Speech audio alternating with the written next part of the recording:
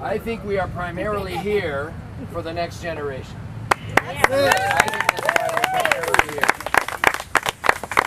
thanks everybody for coming out, and thanks kids for being here, because it's very important that we address the crisis of climate change.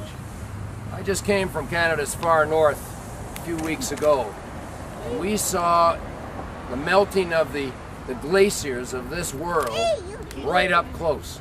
And I've got to tell you, it was terrifying to see how fast we're transforming the geography and the fundamentals of this planet. So we wrote that into a piece of legislation. It called for very dramatic reductions in greenhouse gas emissions. We based it on the best science coming from the scientists who were just given the Nobel Peace Prize, along with the Suzuki Foundation, the Pembina Institute, that we must reduce our emissions by 80% by 2050. And we've got to reduce them by 25% by 2020. And that countries should set targets in between so that we get there.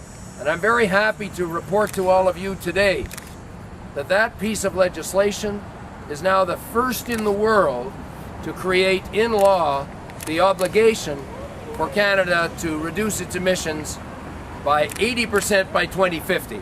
And that's something to celebrate. When we first talked, so you talked about this bill and you talked about the challenges of getting it enacted in a way that the country will actually do what it says. Are those challenges still around? The challenges lie principally in the fact that Stephen Harper right now is the Prime Minister, and his party doesn't support taking strong action on climate change. That's the main challenge we face, and we have an opportunity here in Guelph to send a very powerful message that Mr. Harper's approach is wrong, and that the back and forth that we've seen, the Liberals supporting the Conservatives even though they're wrong on the climate issue, it's not the right way to go, and that the NDP's plan is the strongest. The bill has passed the House. It's waiting to become recognized by the government, and if Mr. Harper won't recognize it and respect the will of the Canadian people, represented by a majority of members of the House of Commons, then he should get out of the way so that the people can have their way, which is to do the right thing on the environment. Right.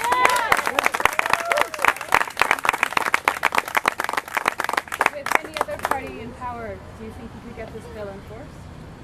Well, we haven't had much luck. I mean, let's think back. You know, we had the signature went on the Kyoto Protocol, but even the Prime Minister, that was the Liberals, Jean Chrétien, signed on, but his Chief of Staff wrote a book that said we just did it for public relations. And the rest of the world is saying, whatever happened to Canada?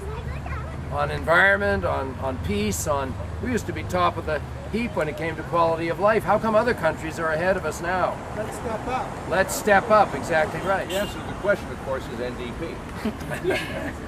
Which government could we work with to make sure this happens? Well, majority NDP government would be very nice. There you go.